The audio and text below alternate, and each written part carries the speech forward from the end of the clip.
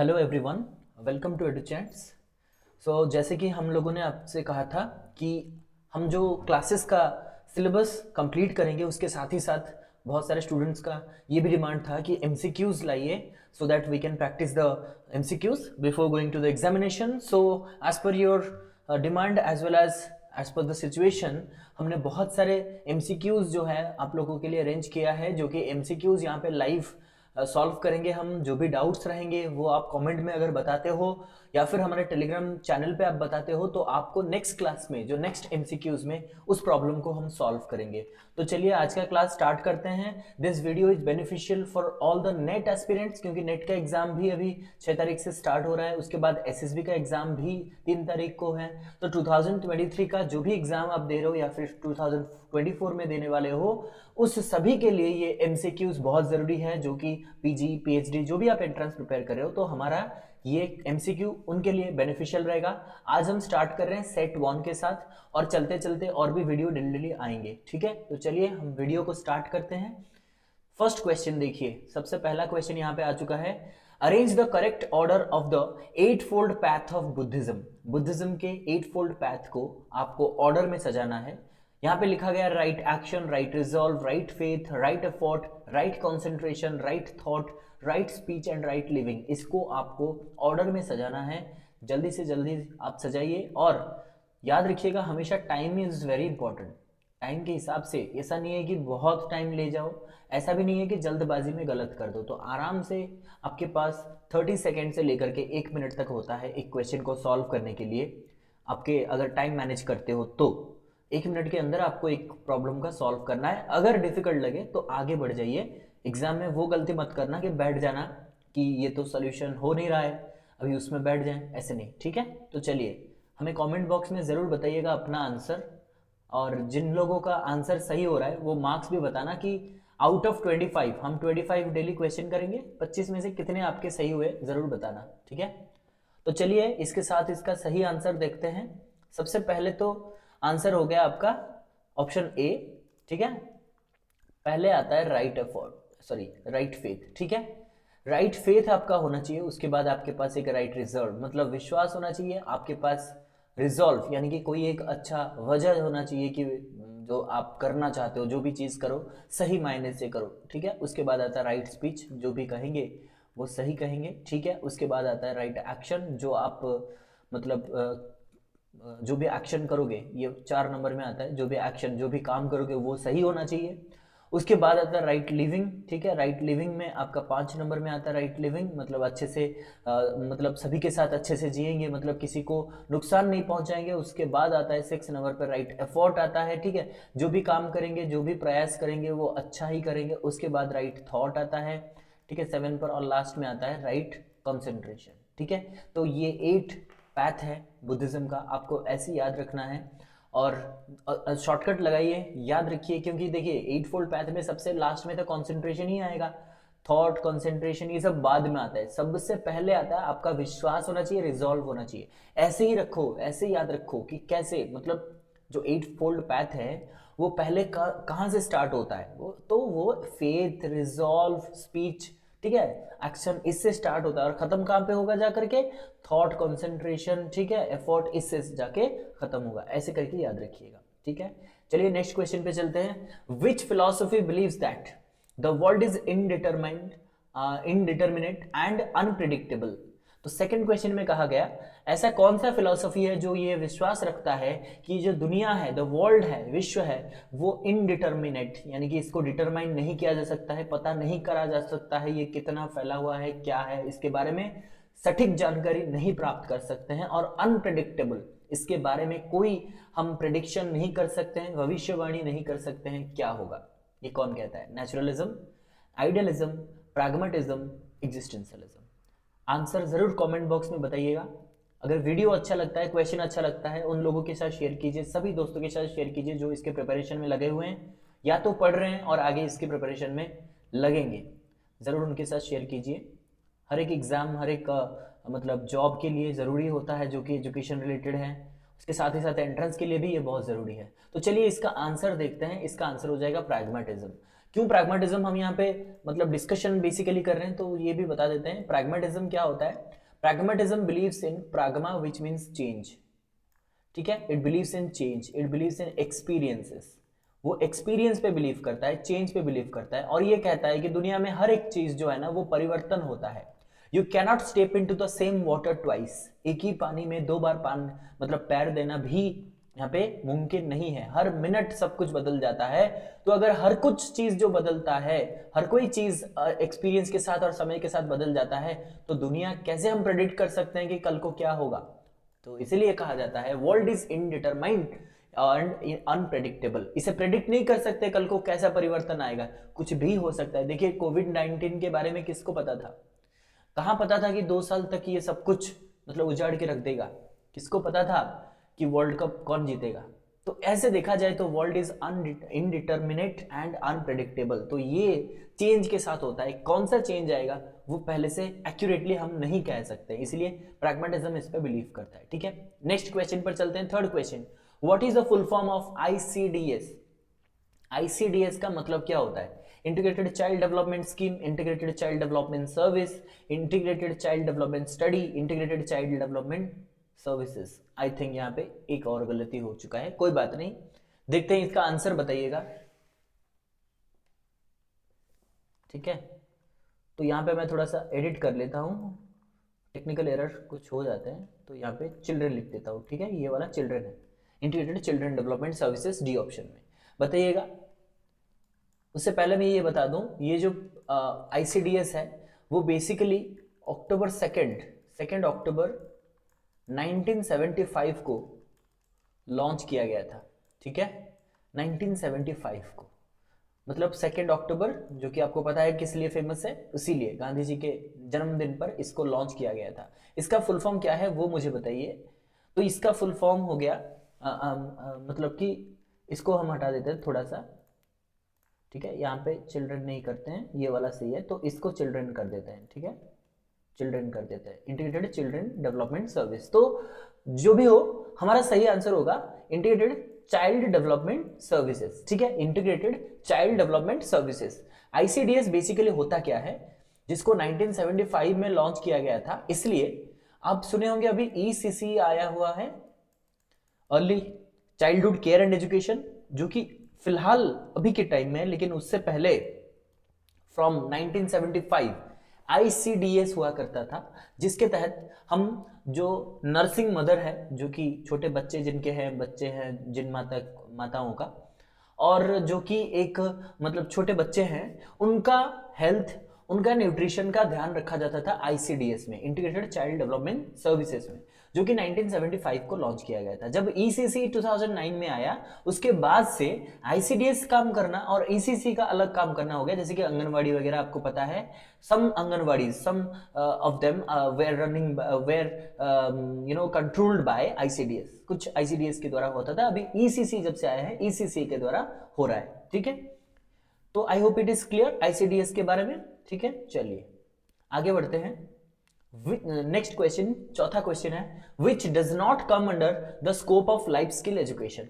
Life skill education के तहत कौन सा एक पॉइंट नहीं है या फिर एक लाइफ स्किल नहीं है, coping with stress, communication, problem solving and critical thinking, digital literacy. Life skill कौन सा नहीं है, आप आंसर करते रहिए कमेंट बॉक्स में, तब तक मैं ये बता दूं लाइफ स्किल होता क्या है, लाइफ स्किल एजुकेशन क्या होता है, इसके बारे में हमारा डिटेल क्लास रहेगा। लेकिन लाइफ स्किल वो होता है जब हम जिंदगी में जीने के लिए, यानी कि अपने आप को सोसाइटी में अपने आप के साथ, मतलब अपने दुनिया के चारों तरफ जो चीजें हो रही हैं उसके साथ कैसे अपने आप को कोप कर सके, कैसे अपने आप को एडजस्ट कर सके और जिंदगी में आगे बढ़ सके। बहुत सारे देखिएगा आप स्ट्रेस, प्रॉब्लम्स, चैलेंजेस, बहुत सारी चीजें हैं जो इंसान को आगे बढ़ने नहीं देता है और बहुत लोग दम तोड़ देते हैं।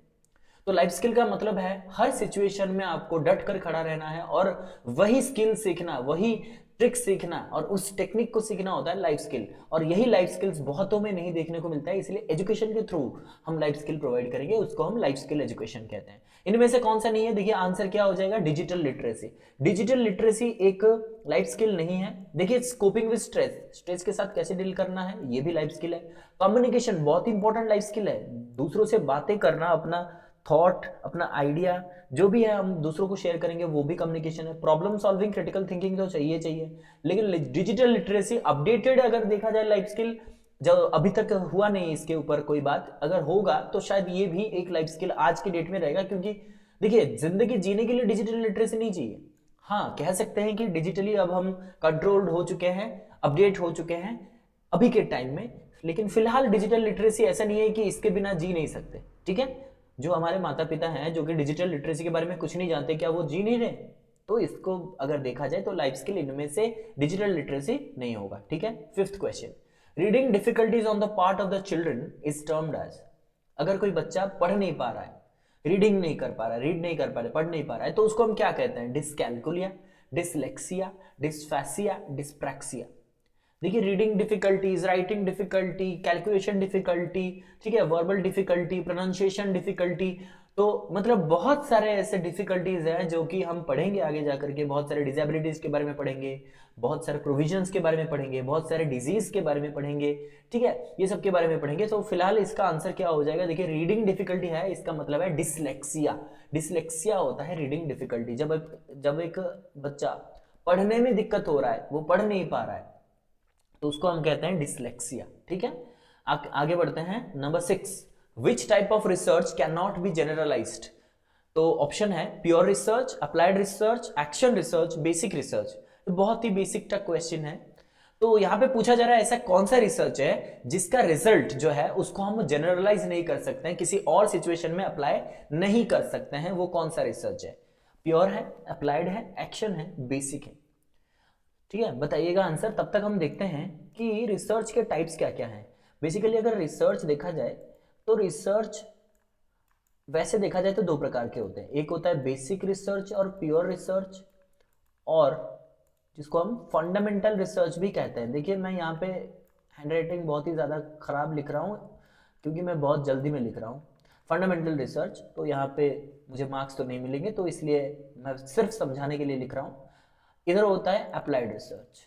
ठीक है, बेसिक रिसर्च में जो भी रिसर्च आते हैं, मतलब बेसिक रिसर्च जो हम for the sake of knowledge करते हैं, for the sake of knowledge, for the sake of developing knowledge, या तो गेनिंग नॉलेज, या तो डेवलपिंग नॉलेज, या तो मॉडिफाइंग नॉलेज, जो ऑलरेडी है उसको थोड़ा सा मॉडिफाई करेंगे।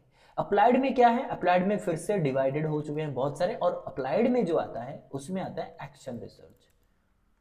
ठीक है, और एक आता है रिसर्च एंड डेवलपमेंट, और एक आता है इवैल्यूएशन रिसर्च। ठीक है, उसमें इसका मतलब है अप्लाइड रिसर्च का एक सब टाइप होता है एक्शन रिसर्च। और आज की डेट में अगर आप देखोगे तो अप्लाइड रिसर्च में एक्शन रिसर्च बहुत ही ज्यादा क्वेश्चन इसी में आते हैं, एक्शन रिसर्च में पूछा जाता है।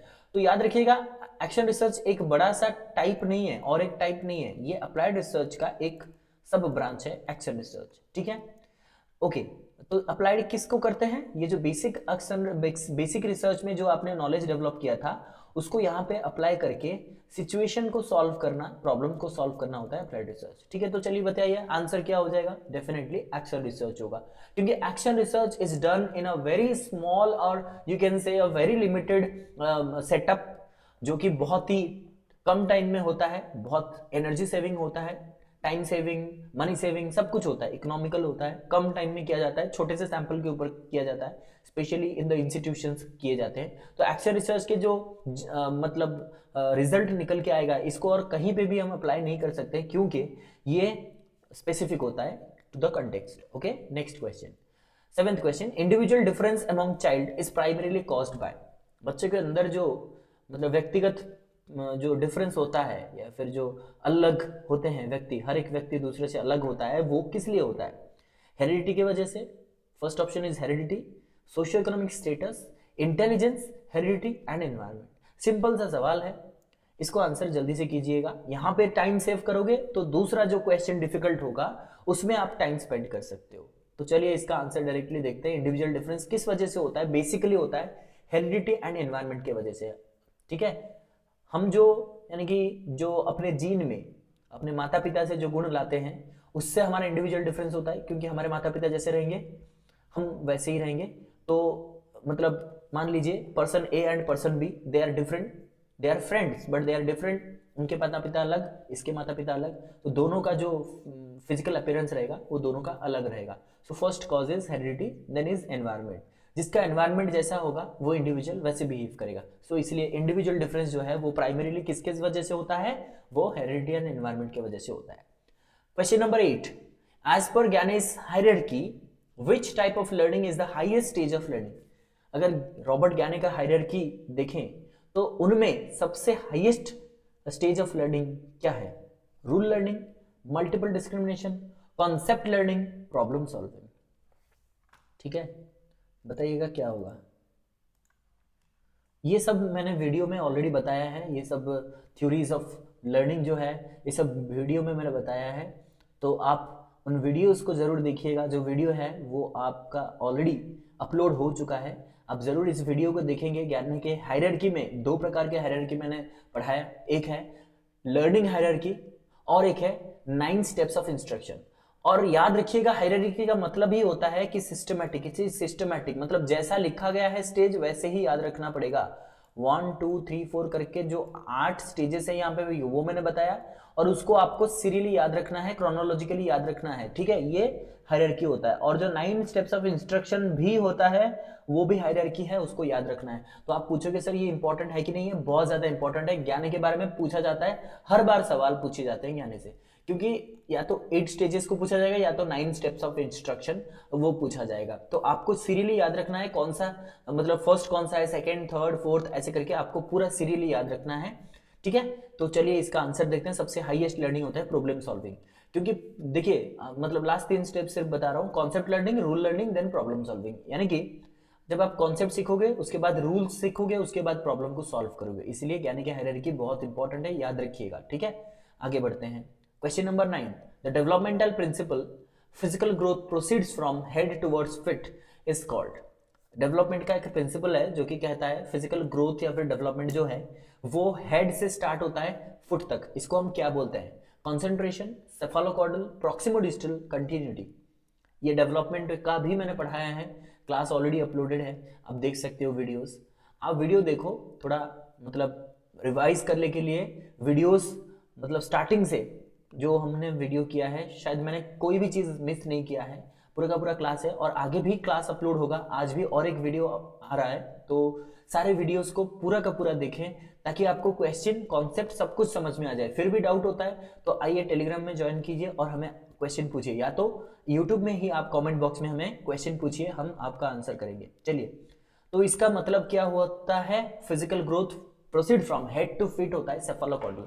सेफालोकॉर्डल is the principle which says development moves from head to feet, यानी हेड से स्टार्ट होता है फीट तक ये डेवलपमेंट। और अगर पूछे सेंटर टू आउटवर्ड्स जो है, सेंटर टू पेरीफेरी, तो होता है प्रॉक्सिमोडिस्टल, याद रखिएगा। क्वेश्चन नंबर 10 बहुत ही अहम सवाल है। Calcutta, Madras and Bombay universities were established in India by the recommendation of which commission act? Commission और एक्ट जो हमारा तीन सबसे पहला यूनिवर्सिटी, याद रखिएगा सबसे पहले कि हमारे यहाँ पे 3 इंपॉर्टेंट यूनिवर्सिटी सबसे पहले बने इन the model of London university. London university के स्ट्रक्चर में भारत में सबसे पहले 3 जगहों पे हमारे यूनिवर्सिटीज बनाए गए थे। वो था 3, आपको पता है उस टाइम 3 ही प्रोविंस थे, इसलिए 3 प्रोविंस में 3 यूनिवर्सिटीज बनाए गए, कैलकाटा, मद्रास एंड बॉम्बे। तो आज भी वो सारी यूनिवर्सिटीज का नाम आपको पता है। तो इसलिए ये जो यूनिवर्सिटीज बनाए गए थे वो भी इन द फॉर्म ऑफ और in the model of London University. तो ये किसके रिकमेंडेशन में बनाया गया था? Calcutta University Commission, Indian Education Commission, Woods Dispatch, Charters Act. ठीक है, तो बताइएगा इसका आंसर क्या होगा।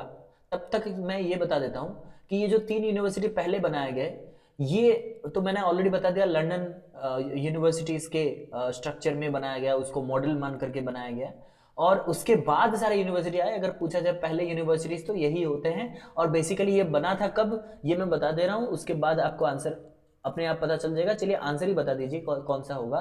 तो आंसर है ऊड्स डिस्पैच। ऊड्स डिस्पैच आपको पता है 1854 में आया था, 1854 में आया था। उसके बाद ये जो एस्टेब्लिशमेंट हुआ, अगर पूछा जाए पहला यूनिवर्सिटी कब बना था, तो 1857 में बना था, 1857 में बना था। क्योंकि चार्ल्स वुड ने इसको रिकमेंड किया था कि लंदन यूनिवर्सिटी के स्ट्रक्चर में हम कैलकाटा, मैड्रास एंड बॉम्बे यूनिवर्सिटी बनाएंगे। ठीक है, क्लियर है, आगे बढ़ेंगे। देखिए वीडियो अच्छा लग रहा है, शेयर जरूर कीजिएगा अपने दोस्तों के साथ। जिन्होंने सब्सक्राइब नहीं किया, नए हो, सब्सक्राइब कर लीजिए। बहुत सारे वीडियोस इंटरेस्टिंग आने वाले हैं। जो भी आप नौकरी प्रिपेयर कर रहे हो रिलेटेड टू दिस वन, और you are reading somewhere, you are your ambition is to become lecturer, assistant professor, या तो पीजीटी, कोई भी चीज़ हो, सीटेट, ओटेट, सीपीटी, जो भी प्रिपेयर कर रहे हो, ये वीडियोस और ये चैनल आपको ऐसे ही वीडियोस देता रहेगा। तो चलिए आगे बढ़ते हैं। क्वेश्चन नंबर 11, मूक स्टैंड्स फॉर। अभी टेक्नोलॉजी का जमाना है, तो मूक क्या होता है बताइएगा। Medium online open course, massive open online course, main stream open online course, massive online open course.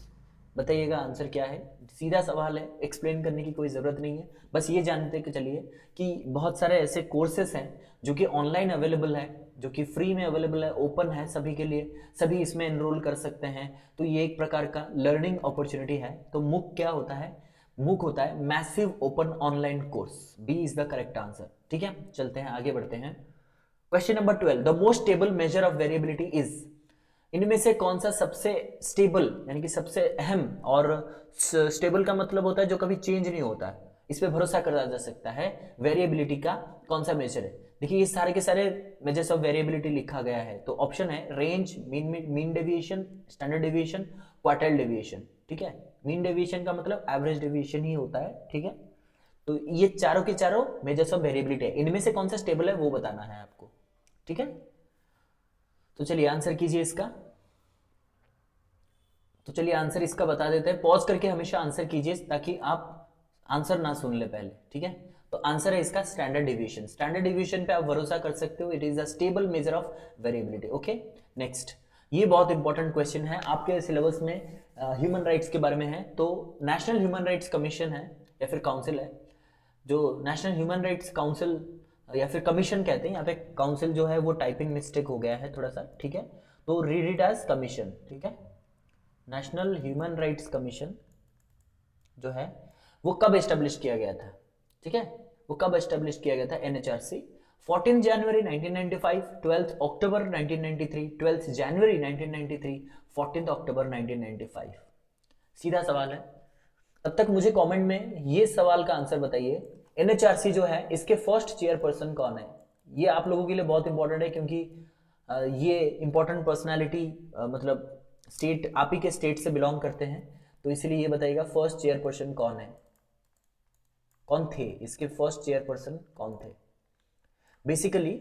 और एक हिंट दे देता हूं कि एनएचआरसी का जो चेयरपर्सन होते हैं वो रिटायर्ड मतलब जज होते हैं, जस्टिस होते हैं। तो इसीलिए फर्स्ट चेयरपर्सन कौन है वो मुझे कमेंट में जरूर बताइएगा।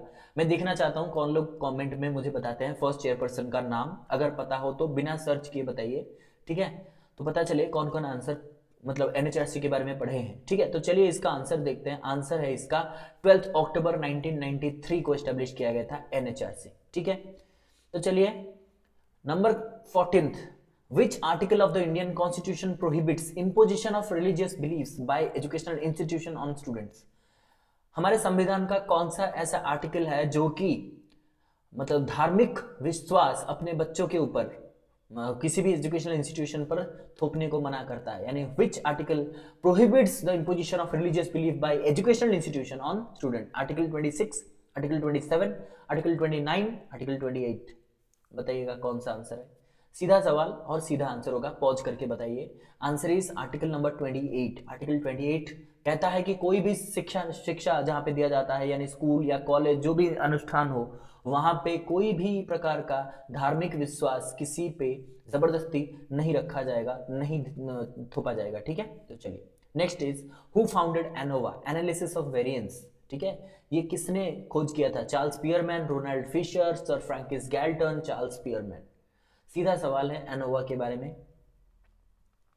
तो चलिए इसका आंसर है Ronald Fisher. Ronald Fisher is the founder of ANOVA. Pause करके जरूर आंसर बताइएगा हमें। चलिए question number 16, when a true null hypothesis true null hypothesis is rejected, जब हम एक ट्रू नल हाइपोथेसिस को रिजेक्ट कर देते हैं तो कौन सा एरर होता है? Type 1 error, type 2 error, both type 1 and type 2 error, none of this. सीधा सवाल है। इसका भी ट्रिक मैंने बताया था अपने पिछले वीडियोस, अगर आपने देखा होगा एसएसबी पीजीटी के टाइम। तो चलिए इसका आंसर है टाइप 1 एरर अकर्स, ये होता है।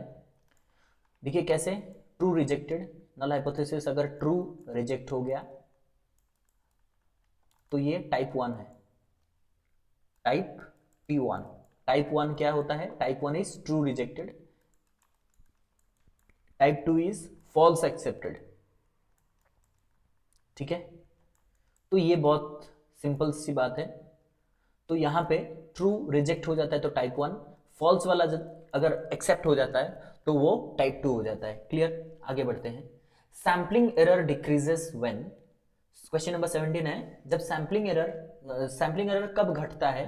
तो वो पूछ रहा है, ऑप्शन है size of the sample increases, size of the sample stays same, size of the sample decreases, both A and C. Sample error कब घटेगा? जब सैंपल बढ़ जाएगा, जब सैंपल सेम रहेगा, जब सैंपल घट जाएगा, या फिर बोथ ए एंड सी। थोड़ा सा दिमाग लगाइए और आंसर कीजिए, पॉज करके जरूर आंसर बताइए। तो इसका आंसर होगा जब सैंपल बढ़ जाएगा।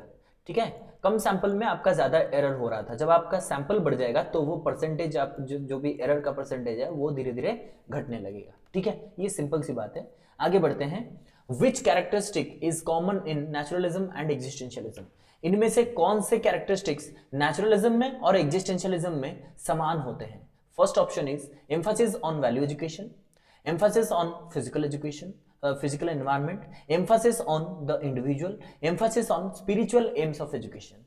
सोच समझ के इसको आंसर कीजिएगा, क्योंकि मैंने क्लास में बार बार कहा है नेचुरलिज्म क्या है, एग्जिस्टेंशियलिज्म क्या है, इनमें क्या समानता है वो मुझे जरूर बताइएगा। हालांकि आपके सिलेबस में नेचुरलिज्म है नहीं, लेकिन नेचुरलिज्म भी पढ़ना जरूरी है, क्योंकि ऐसा नहीं है कि एग्जाम में सिलेबस के बाहर से कोई भी सवाल नहीं आएगा, और आप सवाल नहीं कर सकते एसएसबी को, क्योंकि आपके नेचुरलिज्म एक बहुत ही बेसिक फिलॉसफी है, आपको पढ़ना भी है। ठीक है, तो बताइए क्या है आंसर। चलिए मैं बता देता हूं इसका आंसर क्या है, पॉज करके हमें बताइएगा कमेंट बॉक्स में। तो इसका आंसर है एम्फासिस ऑन द इंडिविजुअल, यानी कि इंडिविजुअल पे सबसे ज्यादा फोकस करता है। देखिए नेचुरलिज्म में freedom of the child, child centred learning ये कहा जाता है, और एग्जिस्टेंशियलिज्म तो कहता है कि human is very important, nothing is true beyond and behind human being. ठीक है, क्योंकि उन्होंने कहा जब तक हम जिंदा है तब तक सब कुछ सही है, जब तक हमारा एग्जिस्टेंस नहीं रहेगा तब तक कुछ नहीं रहेगा। एग्जिस्टेंस प्रीसीड्स एसेंस, तो इसीलिए एग्जिस्टेंस मतलब इंडिविजुअल का एग्जिस्टेंस, तो इसीलिए इंपॉर्टेंस सबसे ज्यादा इंडिविजुअल पे दिया गया। ठीक है, question number 19, who stated that cognitive functioning is the product of social interaction? कौन कहता है कि कॉग्निटिव फंक्शन तब करता है जब हमारा सोशल इंटरेक्शन होता है, सोशल इंटरेक्शन के कारण हमारा कॉग्निशन या फिर बुद्धि जो है वो डेवलप करता है? वाइगॉट्स्की, पियाजे, ड्यूवे, ब्रूनर, किसने कहा था? सोशल इंटरेक्शन का मतलब ही आपको ट्रिक समझ जाना है। मैंने हमेशा कहा है क्वेश्चन करते वक्त अच्छे से 2 बार क्वेश्चन पढ़िए, 2 बार ऑप्शन पढ़िए, फिर आपको ट्रिक उठाना है कि इस सेंटेंस में कीवर्ड कौन सा है, कीवर्ड को पकड़िए और आपका आंसर आपके सामने आ जाएगा। मैं ये वाला आपको बस बता दे रहा हूं हिंट की तरह से, लेकिन आप आंसर करिए हमारे कमेंट बॉक्स में। देखिए कॉग्निटिव की बात कर रहा है, कॉग्निटिविस्ट की बात कर रहा है, फर्स्ट थिंग। नेक्स्ट कह रहा है सोशल इंटरेक्शन। देखिए सोशल, सोसाइटी, सोशल इंटरेक्शन, किसने कहा था सोशल इंटरेक्शन के बारे में? डुवे तो नहीं कहते सोसाइटी के बारे में।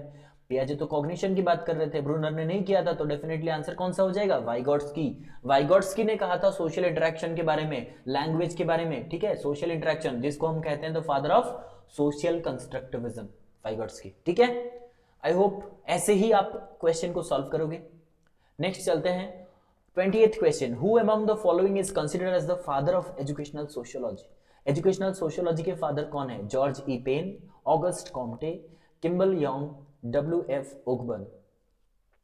सीधा सवाल है, यहां पे कोई समझने वाली बात नहीं है, बस educational sociology and sociology of education समझ जाइए कि सोशियोलॉजी ऑफ एजुकेशन मतलब the study of sociological processes involve in the educational institution. Educational institution के अंदर जो सोशल प्रोसेस इन्वॉल्व है उसको अध्ययन करना, उसको, उस प्रॉब्लम को अध्ययन करना, उस सिचुएशन को अध्ययन करता है सोशियोलॉजी ऑफ एजुकेशन। लेकिन एजुकेशनल सोशियोलॉजी क्या होता है कि सोशियोलॉजिकल प्रिंसिपल्स को एजुकेशन के फील्ड में अप्लाई करना और एजुकेशन को और बेहतर बनाना, उसको हम एजुकेशनल सोशियोलॉजी कहते हैं। तो इसका आंसर मुझे बताइएगा, सीधा सा आंसर है जॉर्ज ई पेन, जो कि एजुकेशनल सोशियोलॉजी के फादर है। 21 question number 21, which committee had the theme learning without burden? Learning without burden किस कमिटी का थीम था? सीधा सवाल है। Bandopadhyay committee, Chatterjee committee, Kothari commission, Yashpal committee, किस कमेटी का ये थीम था बताइएगा। तो सीधा आंसर इसका है यशपाल कमेटी। यशपाल कमेटी 2009 में इसका थीम था लर्निंग विदाउट बर्डन। ठीक है, आगे बढ़ते हैं। Establishment of diet was recommended by, diet का क्या है फुल फॉर्म, वो मुझे कमेंट बॉक्स में जरूर बताइएगा।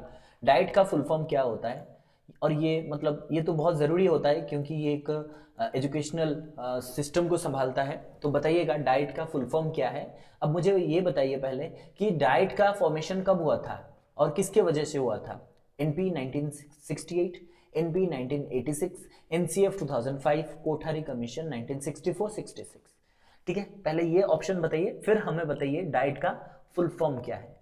तो देखिए इसका जो एस्टेब्लिशमेंट हुआ था एनपी 1986 के तहत हुआ था। देखिए सबसे इंपॉर्टेंट है 1986, क्योंकि 86 पॉलिसी की वजह से बहुत कुछ एस्टेब्लिश हो गया था, जैसे कि आपको पता है डाइट हो गया, ऑपरेशन ब्लैक बोर्ड हो गया, ठीक है, एससीईआरटी हो गया, ये सब कुछ एनपी 1986 के वजह से हो पाया है। तो ये बहुत ज़्यादा इंपॉर्टेंट है। डाइट क्या है वो मुझे कॉमेंट में ज़रूर बताइए। Question number 23, which statistics is used when the data are symmetrically and equally distributed? कौन सा स्टैटिस्टिक हम यूज करेंगे जब हमारा data symmetrically and equally distributed हो? Non parametric statistic, parametric statistic, both of them, none of this. बताइएगा कौन सा स्टैटिस्टिक्स हम यूज करेंगे। ठीक है, तो चलिए इसका आंसर होता है पैरामीट्रिक स्टैटिस्टिक्स यूज करेंगे, क्योंकि पैरामीट्रिक स्टैटिस्टिक्स यूज करने से पहले कुछ एजम्पशंस होते हैं, कुछ कंडीशन होते हैं जिसको हमें फुलफिल करना है, और उस कंडीशन में से ये एक कंडीशन है सिमेट्रिकली एंड इक्वली डिस्ट्रीब्यूट होना चाहिए आपका डेटा। ठीक है, और रैंडम सिलेक्शन होना चाहिए आपका सैंपल का। Question number 24, which test is said to have high difficulty level? कौन सा टेस्ट जो है वो डिफिकल्टी लेवल उसमें ज्यादा होने का चांसेस है, या फिर डिफिकल्टी लेवल किस टेस्ट में ज्यादा होता है? तो ऑप्शन नंबर ए कहा गया पॉजिटिवली स्क्यूड टेस्ट, जो टेस्ट पॉजिटिवली स्क्यूड होगा। देन द टेस्ट, यहां पे सवाल को ऐसे पूछा गया है, which test is said to have high difficulty level, मतलब कि कौन सा टेस्ट हाई डिफिकल्ट, मतलब डिफिकल्टी ज्यादा था, वो हम कैसे पता करें कि अगर वो पॉजिटिवली स्क्यूड होगा तभी, ऑप्शन बी नेगेटिवली स्क्यूड होगा तभी, ऑप्शन सी नॉर्मली डिस्ट्रीब्यूटेड होगा तभी, या फिर बोथ ए एंड बी। ठीक है, बताइएगा इसका आंसर क्या है। पॉज करिए और आंसर कीजिए, तब तक हम आंसर देखते हैं। पॉजिटिवली स्क्यूड, पॉजिटिवली स्क्यूड होगा तो देख लेना, अगर हमारा कर्व जो है, प्रोबेबिलिटी कर्व अगर पॉजिटिवली स्क्यूड है तो हम कह सकते हैं कि ये टेस्ट डिफिकल्ट था। तो यहां से देखते हैं, देखिए ये पिक्चर में आपको समझ में आ रहा होगा, देखिए यहाँ पे है पॉजिटिवली स्क्यूड और यहाँ पे नेगेटिवली स्क्यूड। एक चीज यहाँ पे याद रखिएगा, ये हेड होता है ना, ये हेड होता है, ये टेल होता है, माइनस कर देते हैं, इसको प्लस कर देते हैं। ठीक है, देखिए ज्यादातर पॉजिटिव में क्या हो रहा है, यहाँ पे अगर ये मीन ले लेते हैं तो बस इतने ही स्टूडेंट्स ये जो मीन यानी कि इतने ही स्टूडेंट्स अच्छा मार्क्स लाए हैं। ठीक है, तो मीन बड़ा होता है, मतलब उसके बाद मीडियन, उसके बाद मोड आता है। लेकिन यहाँ पे देखिए, मतलब मीन यहाँ पे है, यानी कि पूरा का पूरा इतना सारा स्टूडेंट जो है इन्होंने एग्जाम में अच्छा किया। इसका मतलब क्या है, क्वेश्चन शायद इजी था इसलिए इतने सारे स्टूडेंट्स ने एग्जाम में अच्छा लिखा। लेकिन यहाँ पे देखिए क्वेश्चन डिफिकल्ट था, इसलिए इतने ही बच्चे जो है उन्होंने आंसर करा। ठीक है, तो इसका मतलब है अगर राइट टाइप, मतलब राइट टाइम में स्क्यूड, स्क्यू मतलब यहाँ पे छोटा हो जाता है, देखिए राइटली स्क्यूड है तो फिर इसको पॉजिटिव स्क्यू कहा जाएगा। नेगेटिव, अगर लेफ्ट साइड, देखिए लेफ्ट साइड स्क्यू हो गया है इसका, लेफ्ट साइड, ये लेफ्ट साइड है, ये राइट साइड है, तो राइट साइड में अगर स्क्यूड है तो फिर इसको कहा जाता है पॉजिटिवली स्क्यूड और ये डिफिकल्ट रहेगा। और अगर लेफ्ट साइड में होता है इसको नेगेटिव स्क्यू कहा जाएगा और यहाँ पे इजी होगा सवाल। ठीक है, तो चलिए लास्ट क्वेश्चन में चलते हैं आज का, बहुत इंपॉर्टेंट है। तो जैसे कि मैंने कहा था ऐसे बहुत सारे सेट्स हम लाएंगे, कोशिश करेंगे डेली वीडियोस जो है, वीडियो के साथ एक एक एमसीक्यूज आएगा, प्रैक्टिस होगा और भी ज्यादा, और डिस्कशन जरूर होगा, सिर्फ क्वेश्चन नहीं होगा, डिस्कशन होगा। क्वेश्चन जो भी डाउट आप पूछोगे वो क्लियर करा जाएगा। बस आपको अपने दोस्तों के साथ ये वीडियोस को शेयर करना होगा ताकि वो इसका मतलब जो हम क्लासेस कर रहे हैं वो फायदे हो जाए, मतलब कि लगे कि चलो किसी का तो काम में आया। चलिए परख का एक्रोनिम, मतलब परख किस चीज का एक्रोनिम है वो बताइएगा। एनईपी 2020 सवाल आएगा ही आएगा। देखिए बड़ा ऑप्शन है, पढ़िए और आराम से आंसर कीजिए। Take your time but answer within 1 minute. तो पॉज करिए और आंसर बताइए, तब तक हम आंसर बता देते हैं। परख का फुल फॉर्म होता है performance assessment review and analysis of knowledge for holistic development. ये एक परख जो है ना, ये एक असेसमेंट सेंटर बनाया गया है जिसमें सारे के सारे जो असेसमेंट्स जो है वो डन करे जाएंगे। ठीक है, तो ये एनईपी 2020 का सवाल था। तो चलिए आज का टिक क्या है देखते हैं। Let your success to be a success story for others. आज आप अगर आपका सक्सेसफुल आप सक्सेस हो जाते हो तो कल को ये किसी दूसरे के लिए सक्सेस स्टोरी बन जाएगा। चलिए, this is the take from Educhents. तो thank you for watching, subscribe the channel and like the session if this class seems helpful to you. Thank you once again guys।